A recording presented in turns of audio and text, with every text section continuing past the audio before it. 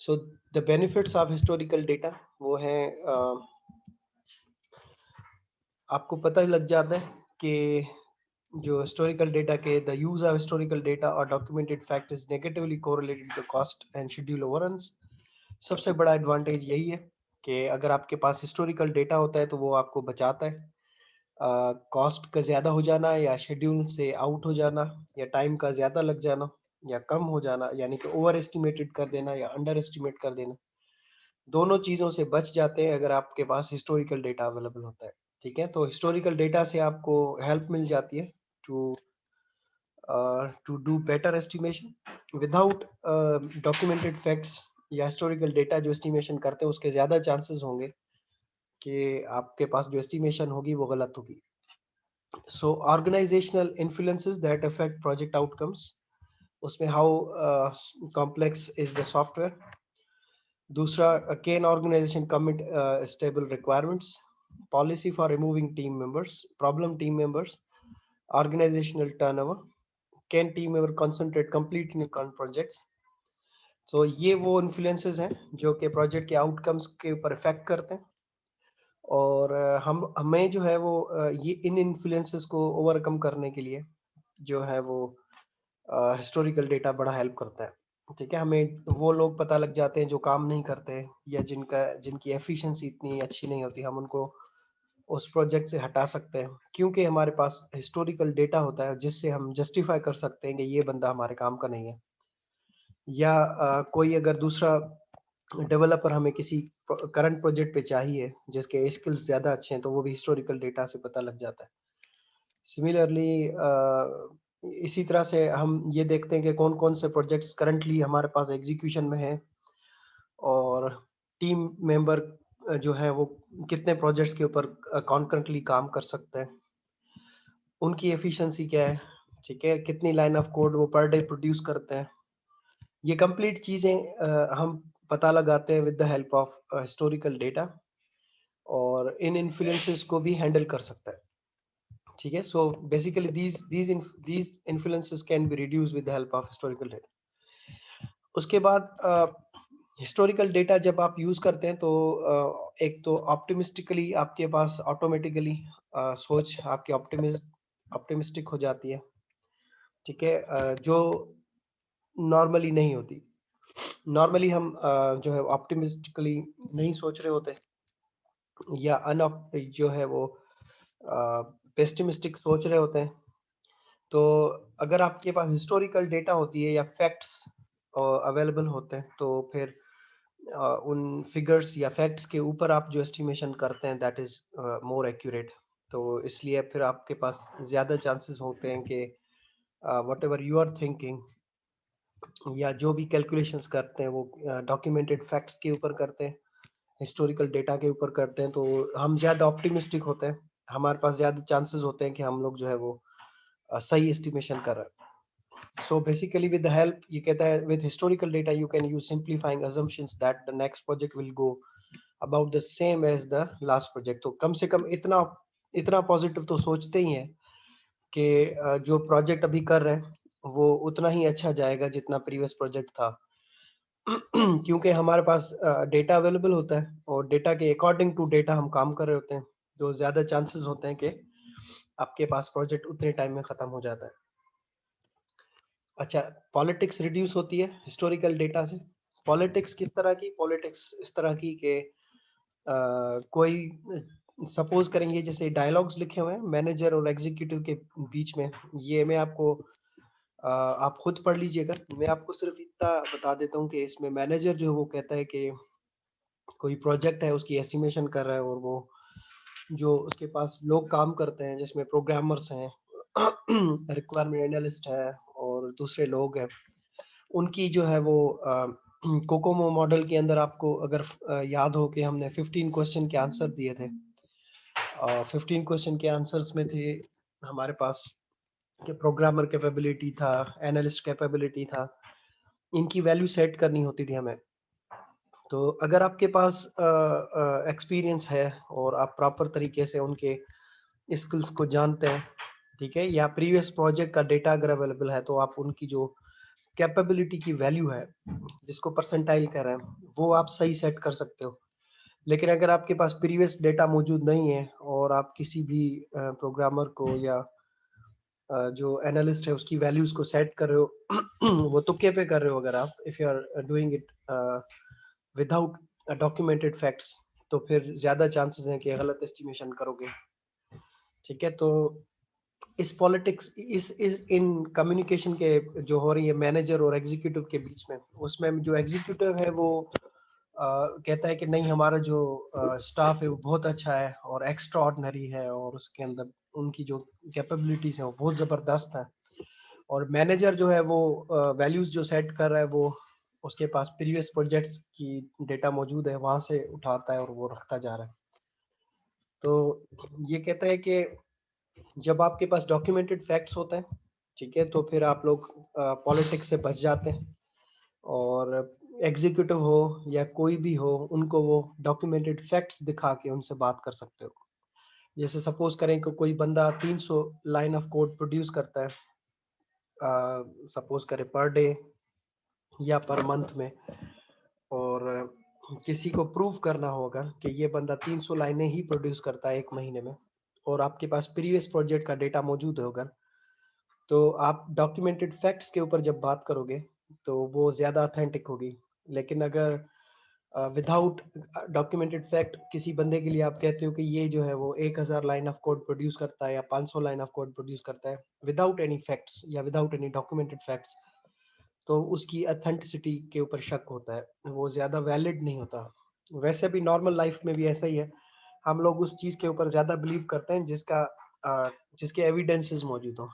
ठीक है, जैसे मैं आपसे कहता हूँ कि मैं जो है वो कराची फॉर एग्जांपल 2 घंटे में पहुंच जाता हूँ, सही है, तो अगर मेरे पास प्रूफ है या मैं 2 3 4 बार जा चुका हूँ और मैंने टाइम नोट किया हुआ है, वो अब मैं आपको दिखा रहा हूँ फॉर एग्जांपल, तो आप बिलीव कर जाएंगे। लेकिन अगर मैं कभी भी नहीं गया और मैं ऐसे ही हवा में जो है वो बात कर रहा हूँ, तो उसकी अथेंटिसिटी के ऊपर शक होगा। सही है, उसकी उसकी जो वैलिडिटी है उसके ऊपर आपको डाउट होगा कि ये पता नहीं सच कह रहा है या झूठ कह रहा है। सो ये पॉलिटिक्स रिड्यूस होती है इससे। ठीक है, कि अगर आपके पास डॉक्यूमेंटेड फैक्ट्स होते हैं। सो हिस्टोरिकल डेटा जो है, इसका एडवांटेज है that it gives you confidence in whatever you are saying or whatever you are applying on the project will give, you will have confidence in doing that particular thing. So historical data 3 तरह के हैं। इस chapter के अंदर जो सीखा है आपने वो है 3 चीजें। एक, 3 तरह के हिस्टोरिकल डेटा है। एक प्रोजेक्ट डेटा, दूसरा है आपका ऑर्गेनाइजेशनल डेटा, तीसरा है आपका इंडस्ट्री डेटा। जो आपकी सबसे ज्यादा, अगर मैं आपसे पूछूं कि एक्यूरेसी कौन से डेटा की है, तो वो है प्रोजेक्ट डेटा की, क्योंकि सेम प्रोजेक्ट की जो आइट्रेशंस होती हैं उनका डेटा आपके पास मौजूद होता है, and that is more accurate. और उससे सेकंड नंबर पे जो एक्यूरेसी है, that is organisational data which is from the same organisation, and it is more accurate, it is less accurate than the project data, but it is more accurate than the industry data. And the last type of data is industry data, which is least accurate. ठीक है, सबसे कम accuracy होती है उसकी, और वो जब कुछ ना अवेलेबल हो तो फिर हम इंडस्ट्री डेटा को भी इस्तेमाल कर सकते हैं। लेकिन उसकी जो एक्यूरेसी है दैट इज वेरी लो। और इंडस्ट्री डेटा जो है वो हमारे पास जब प्रोजेक्ट डेटा मौजूद ना हो, ऑर्गेनाइजेशन डेटा मौजूद ना हो, तो फिर हम इंडस्ट्री डेटा को इस्तेमाल करते हैं। और वो क्यों इस्तेमाल करते हैं, इस चैप्टर में वो भी बताया मैंने आपको कि एक तो पॉलिटिक्स से बच जाते हो, दूसरा इन्फ्लुएंसेस जो आपके प्रोजेक्ट के ऊपर जो एक्यूरेसी को कम करने की कोशिश होती है उनसे बच जाते हैं। ठीक है, डेटा अवेलेबल होता है तो हम लोग फैक्ट्स के ऊपर बात करते हैं, और फैक्ट्स फिगर्स का पहले से पता होता है तो फिर ज्यादा एक चांसेस हैं कि सही एस्टिमेशन आपकी हो जाती है। ठीक है, सो ये इसमें जो है वो हमारे पास डेटा के फायदे हैं। अब क्वेश्चन ये आता है कि डेटा को कलेक्ट कैसे करें। ये जो डेटा जिसकी बात कर रहा हूँ, पहले तो डेटा क्या चीज है।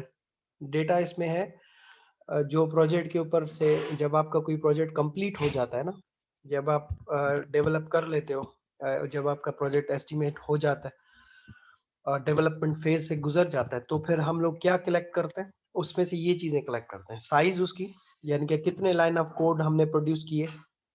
सेकंड, एफर्ट, कितने स्टाफ मंथ में हमने वो प्रोड्यूस किए, कितने लोगों की मेहनत लगी, यानी कि कैलेंडर मंथ, टाइम, कितना टाइम लगा उसको पूरा करने में, ठीक है। और डिफेक्ट्स, और कितने एरर्स आए, और उनकी सीवियरिटी, कितने सीरियस बग्स थे, कितने एवरेज बग्स थे, और कितने लाइट वेट बग्स थे। ये 4 तरह के जो डेटा है ना, ये डेटा हम कलेक्ट करते हैं जब प्रोजेक्ट पूरा हो जाता है, और इनको एक डॉक्यूमेंट्स के फॉर्म के अंदर हम स्टोर कर लेते हैं अपने पास। और that data is known as project data भी कह सकते हैं, अगर सेम प्रोजेक्ट के अंदर ऊपर इस्तेमाल होगा। और यही डेटा आपका ऑर्गेनाइजेशनल डेटा भी होगा, और यही डेटा अगर किसी दूसरी कंपनी को देना हो तो फिर वो उनके लिए और इंडस्ट्री डेटा होगा। So these are the things basically which we have to collect. These are the 4 domains. While when you finish up the project, you have to collect data of these 4 domains. ठीक है, 4 ये चीजें जहाँ से data collect करोगे: size, effort, time और defects. So you can start with very small set of data. ठीक है, और even small data comprising of 2-3 projects can allow you to create meaningful ratio for estimation. तो कहता है कि अगर 2-3 प्रोजेक्ट छोटे से भी अगर आपने किए हुए और उनका डेटा आपके पास मौजूद हो ना, तो बेहतर एस्टिमेशन करने के चांसेस है। तो क्या कलेक्ट करना होगा? हिस्टोरिकल डेटा किस चीज को कहते हैं? हिस्टोरिकल डेटा इन 4 चीजों को कहते हैं। ठीक है, जो प्रोजेक्ट बन चुके, जो आपने आइट्रेशन कंप्लीट कर चुके हो, उसमें से ये 4 चीजें निकालो: कितनी लाइन ऑफ कोड प्रोड्यूस की, कितने लोगों की मेहनत लगी, कितना टाइम लगा, और कितने एरर्स और बग्स आए। So you call it as historical data. अब आते हैं कि हाउ टू कलेक्ट। ठीक है, साइज को कैसे मेजर करते हैं और साइज कलेक्ट कैसे करेंगे। तो लाइन ऑफ कोड जो है उसको साइज को हमेशा लाइन ऑफ कोड में प्रोड्यूस करते हैं। ठीक है, size is always calculated in the line of code. Function point को भी at the end of the day you convert basically in the line of code. So for the line of code, you need to define: do you count all code or code used in the release only? How do you count code? तो ये कहता है कि अगर आपने एक release के अंदर जो लाइन ऑफ कोड प्रोड्यूस की है उसको काउंट कर रहे हो, या पूरे प्रोजेक्ट को, कंप्लीट प्रोजेक्ट को काउंट कर रहे हो, दैट डिपेंड्स ऑन यू। ठीक है, उसके अलावा how do you count code reused from previous versions? एक वर्जन के अंदर जितने लाइन ऑफ कोड प्रोड्यूस हुए, उसके बाद दूसरे वर्जन के अंदर जितनी लाइन ऑफ कोड प्रोड्यूस हुए, आप उनको कैसे काउंट करोगे? That these are the issues related to size. ठीक है, उसके अलावा how do you count third party code? किसी और कंपनी का, किसी और एपीआई का जो डाउनलोड करके इस्तेमाल किया आपने प्रोजेक्ट के अंदर, उसकी लाइन ऑफ कोड को कैसे काउंट करेंगे? Do you count blank lines, comments? खाली लाइनें जब हम कोड लिखते हैं तो उसमें बीच में हम लाइंस छोड़ देते हैं, कमेंट्स लिखते हैं, उनको भी काउंट करें या ना करें? ठीक है, do you count classes, interfaces? Class बनाया, इंटरफेस क्रिएट किया प्रोग्रामिंग में, इनको भी लाइन ऑफ कोड में काउंट करेंगे या नहीं करेंगे? That depends on you. Do you count data declarations? Variables जब हम बनाते हैं, इंटीजर ए, फ्लोट एफ, इस तरह से, या क्लास का ऑब्जेक्ट बनाएंगे, so for example scanner F या स्कैनर एस, इस तरह से कोई भी अगर आप डिक्लेरेशंस करते हो तो क्या उसको भी लाइन ऑफ कोड काउंट कर रहे हो? So how do you count line broken into multiple lines? जैसे फॉर लूप लिखते हैं तो हम उसको लाइन ऑफ 2-3 लाइनों के अंदर ब्रेक करके लिखते हैं, या इफ की कंडीशंस लिखते हैं तो उसको 2-3 लाइनों में ब्रेक करके लिखते हैं, तो क्या उसको एक लाइन ऑफ कोड कंसीडर करेंगे या multiple line of code consider करेंगे? सो ये चीजें हम लोग जब साइज को काउंट करते हैं ना, तो साइज के अंदर ये चीजें सोचते हैं। ठीक है, तो जब आप साइज को अपने पास स्टोर करके लिखना चाहते हो कि कितनी लाइन ऑफ कोड आपने प्रोड्यूस की, तो पहले ये चीजें डिसाइड करो, उसके बाद आप उसकी साइज को नोट करो। सपोज आपने ये सोचा कि टोटल जो लाइन ऑफ कोड है वो किसी प्रोजेक्ट के अंदर 1000 है, तो उस 1000 लाइन ऑफ कोड में क्या कमेंट्स भी शामिल है, क्या ब्लैंक लाइंस भी शामिल है, क्या डेटा डिक्लेरेशंस भी शामिल है, इंटरफेसेस भी हैं, प्रीवियस वर्जन और नए वर्जन सारा कंप्लीट कोड है, या एक वर्जन का कोड है? ठीक है, और रीडेबिलिटी के लिए मल्टीपल लाइंस के अंदर एक चीज को लिखा गया है या एक ही लाइन के अंदर पूरा कोड लिखा गया है। तो दैट डिपेंड्स कि आपने आपका जो साइज है उसको कैसे मेजर करो। तो जिस तरह से साइज को मेजर करोगे उसी तरह से नेक्स्ट प्रोजेक्ट में भी काउंट वैसे ही करोगे आप लाइन ऑफ कोड को। इफर्ट को कैसे मेजर करना है? इफर्ट जब लिख रहे होंगे तो उसमें काउंट करेंगे कि क्या हमने टाइम को जो है वो आवर्स में मेजर किया था, डेज में मेजर किया था या कोई और यूनिट यूज किया था। ठीक है, जैसे कि समटाइम्स हम लोग जो टास्क किसी प्रोग्रामर को देते हैं ना, वो तो आवर्स के हिसाब से देते हैं कि ये आपको 3 घंटे में करना है या ये आपको 10 घंटे में करना है। तो you know you have to mention number of hours. Sometimes ये होता है, समटाइम्स हम डेज देते हैं कि ये आपको 2 दिनों में करना है या 1 दिनों में करना है। तो जो भी यूनिट आपने यूज किया होगा वो लिखना है आपने, ताकि नेक्स्ट प्रोजेक्ट में जब आप टाइम असाइन करोगे या कैलकुलेशंस करोगे उसी यूनिट में कैलकुलेशंस करोगे। ये ना हो कि आपने प्रीवियस प्रोजेक्ट डेज में कैलकुलेट किया था और आप नए प्रोजेक्ट को आवर्स में कैलकुलेट करो, तो वो फिर एस्टिमेशन गलत हो जाएगी आपकी। ठीक है। अच्छा, अनपेड ओवर टाइम, कितना ओवर टाइम करवाया प्रोग्रामर से आपने या डेवलपर से या एनालिस्ट से या डिजाइनर से, अगर वो नहीं लिखोगे तो जो नई एस्टिमेशन करोगे वो गलत हो जाएगी। ठीक है, गलत हिस्टोरिकल डेटा आपके पास होगा। तो ओवर टाइम भी लिखना होगा आपने, ताकि आपको पता चले कि प्रीवियस प्रोजेक्ट पे आपने कितना ओवर टाइम किया था, नए प्रोजेक्ट के ऊपर कितना ओवर टाइम करना पड़ेगा। हॉलीडेज, वैकेशन और ट्रेनिंग डेज, हॉलीडेज कितने थे, वैकेशंस कितनी हुई, ट्रेनिंग डेज कितने थे, ये भी लिखना होगा, ताकि नए एस्टिमेशंस के अंदर, नए प्रोजेक्ट के अंदर आप उतने हॉलीडेज, वैकेशंस और ट्रेनिंग डेज निकाल सकें। अगर वो नहीं निकालोगे तो फिर एस्टिमेशन एक्यूरेसी आपकी नहीं रहेगी। So then you have to count time divided on the multiple projects also, because at the same time organization can be working on the various projects, so you have to basically check how many projects you were doing at that time. So if you were doing multiple projects at the same time, तो you have to divide time के कितने घंटे आपने एक project के ऊपर काम किया था। अगर एक ही प्रोजेक्ट के ऊपर काम कर रहे थे कंप्लीटली 1 महीने तक फॉर एग्जांपल, तो आप लिखेंगे कि हमने 1 महीना एक प्रोजेक्ट के ऊपर लगाया। ठीक है, और अगर आपने मल्टीपल प्रोजेक्ट के ऊपर काम कर रहे थे 1 महीने में, तो फिर डिवाइड करोगे उतने टाइम को प्रोजेक्ट के अंदर। उसके बाद time on sales call, trade shows, अगर मार्केटिंग की है आपने प्रोजेक्ट की तो उसमें कितना टाइम लगाया है। How do you count travel time, travelling time भी होता है, एक जगह से दूसरी जगह आप सपोज मल्टीपल ऑफिसेज हैं आपके और आपको ट्रेवल करके जाना पड़ता है, तो वो टाइम भी काउंट करना होता है। ये मैं आपको इस चैप्टर में क्या सिखा रहा हूँ कि जब डेटा आपका प्रोजेक्ट पूरा हो जाए तो उसमें डेटा लिखना कैसे है, how to write your historical data. You have to write historical data. एक आपको ये बताया कि लाइन ऑफ कोड लिखनी है। ठीक है, कि लाइन ऑफ कोड में आपने ये सोचना है कि लाइन ऑफ कोड में क्या क्या चीजें काउंट करनी है। दूसरा मैंने आपको बताया कि इफर्ट को कैसे लिखना है, दिनों में लिखना है, आवर्स में लिखना है, मंथ में लिखना है, उसमें ओवर टाइम कितना था, वेकेशन कितनी थी, हॉलीडेज कितने थे, ये सब मेंशन करके राइट करना है, ताकि आप नई एस्टिमेशन के अंदर कंफ्यूजन ना हो आपको। ठीक है, then we discussed about how to calibrate. Now हम आते हैं कि कैलकुलेशंस करें कैसे। ठीक है, ये तो लिखना था। हमने इश्यूज को सोच लिया कि लाइन ऑफ कोड को इस तरह लिखना है और जो टाइम था उसको, एफर्ट था उसको इस तरह लिखना है। अब आते हैं कि कैलकुलेशन कैसे करनी है, हाउ टू कैलिब्रेट। ठीक है, तो कैलिब्रेट कुछ इस तरह होगा कि our developers average X line of code per month. Average का वर्ड जो होगा ना, ये अब आपको हर जगह मिलेगा कि एक डेवलपर एवरेज कितनी लाइन ऑफ कोड प्रोड्यूस करता है 1 महीने में। तो अगर एक developer average line of code for example 100 produce करता है, तो हमें पता है कि नेक्स्ट मंथ भी वो 100 के करीब ही लाइन प्रोड्यूस करेगा। तो आप क्या करेंगे, जितने भी प्रोजेक्ट के ऊपर उस डेवलपर ने काम किया होगा उसकी एवरेज कैलकुलेट करके रखेंगे अपने पास। तो उससे फायदा क्या होगा कि जो नया प्रोजेक्ट कैलकुलेट करेंगे, जब हम उसकी एस्टिमेशन करेंगे, तो उसके जो उस पर्टिकुलर डेवलपर की जो लाइन ऑफ कोड लिखेंगे वो एवरेज लिखेंगे हम लोग। ठीक है, तो एवरेज लिखने से फायदा ये होगा कि हम लोग उसकी उस डेवलपर की जो प्रोडक्टिविटी है वो लाइन ऑफ कोड की एवरेज लिखेंगे।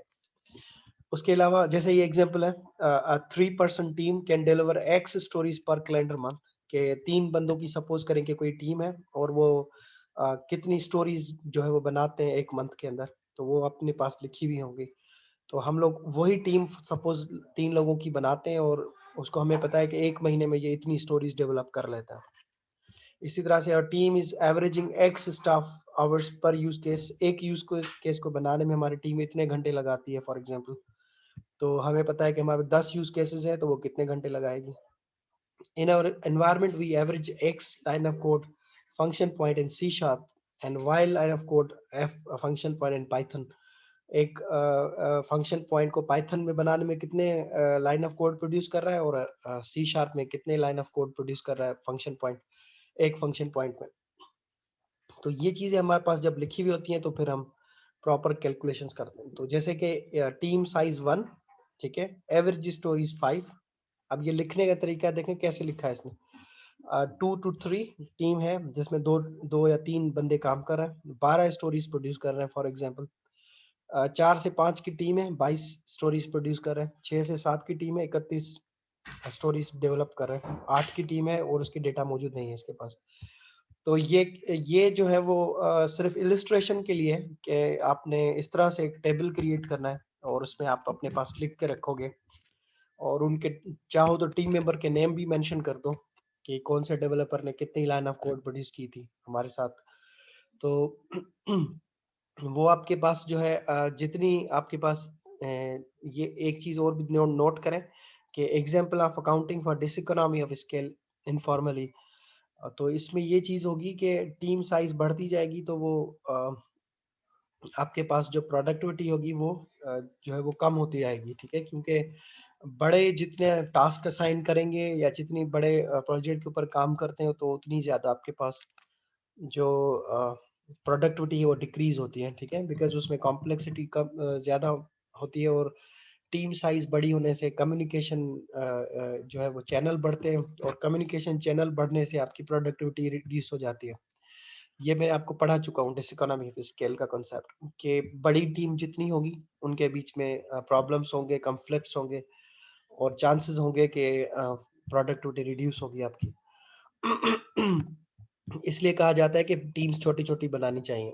अच्छा, project data can refine your estimate. अब प्रोजेक्ट डेटा आपके एस्टिमेट को अच्छा कर सकता है। So your goal should be switch from using organizational data or industry average data to project data as soon as possible, as soon as you can. So आपका गोल क्या होना चाहिए कि अगर आपके पास कोई डेटा मौजूद नहीं है तो आप बेशक इंडस्ट्री डेटा यूज करें, लेकिन फौरन कोशिश करें कि इंडस्ट्री डेटा से स्विच कर जाए ऑर्गेनाइजेशनल डेटा के ऊपर और जितना जल्दी हो सके ऑर्गेनाइजेशनल डेटा से स्विच कर जाए प्रोजेक्ट डेटा के ऊपर। तो जितना जल्दी और जितना क्विकली आप लोग अपने प्रोजेक्ट डेटा के ऊपर स्विच कर जाओगे उतनी एक्यूरेट एस्टिमेशंस कर सकोगे।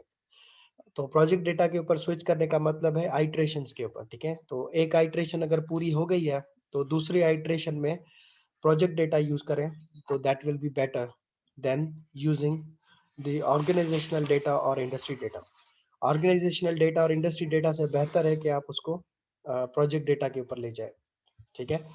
सो ये उसकी कैलिब्रेशन का एक डेटा उठा के डायग्राम बना के दिखाया है इसने, ग्राफ बना के दिखाया कि ये जो डॉट्स नजर आ रहे हैं ये हैं डिफरेंट एस्टिमेशंस, ठीक है। दूर दूर तक एस्टिमेशन के एरर्स हैं और जितना डॉट्स दूर दूर है इसका मतलब है कि उसमें उतने ज्यादा एस्टिमेशन एरर्स हैं, ठीक है। और ये डेटा जो इसने दिखाया है ये इसने एस्टिमेशन दिखाई है based on the effort vary by about a factor of 4 from 30 staff month to 120 staff months.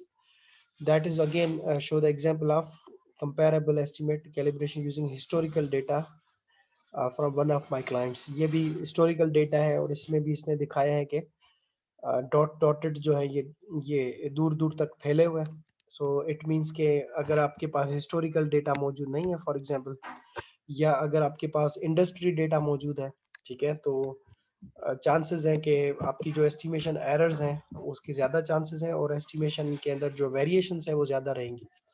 जितनी ज़्यादा सही डेटा यूज़ करोगे, ठीक है, या प्रोजेक्ट डेटा इस्तेमाल करोगे अगर, तो ये जो गैप्स हैं ये ख़त्म हो जाएंगे और आप करीब तर एस्टिमेटेड डेटा के करीब तर एस्टिमेशन पॉइंट्स के नियर पहुंच जाओगे, ठीक है, और चांसेस होंगे कि और ओवर एस्टिमेशन या अंडर एस्टिमेशन से बच जाओगे। लेकिन अगर इंडस्ट्री डेटा और ऑर्गेनाइजेशनल डेटा यूज करोगे तो इनके बीच में ज्यादा गैप्स होंगे। इट मींस कि ज्यादा चांसेस हैं कि आप उसमें मिस्टेक्स करोगे, ठीक है। सो आखिरी चीज इसमें बस बतानी है वो यही है, फाइनल टिप के use project data rather than the industry average data to calibrate your estimate whenever possible। तो जितना ज्यादा पॉसिबल है कोशिश करें कि प्रोजेक्ट डेटा से एस्टिमेशंस करें, कोशिश करें कि प्रोजेक्ट डेटा जल्दी से मिल जाए आपको। लेकिन अगर प्रोजेक्ट डेटा मौजूद नहीं है तो ऑर्गेनाइजेशनल डेटा यूज करें। लेकिन ऑर्गेनाइजेशनल डेटा जब बिल्कुल भी मौजूद नहीं है तो फिर इंडस्ट्री डेटा के ऊपर जाए। अब हम आते हैं कि एक्सपर्ट जजमेंट कब यूज करें। एक्सपर्ट जजमेंट आप यूज करते हैं बिल्कुल आखिर में, जब आपके पास कोई डेटा मौजूद ना हो। तो एट द एंड आप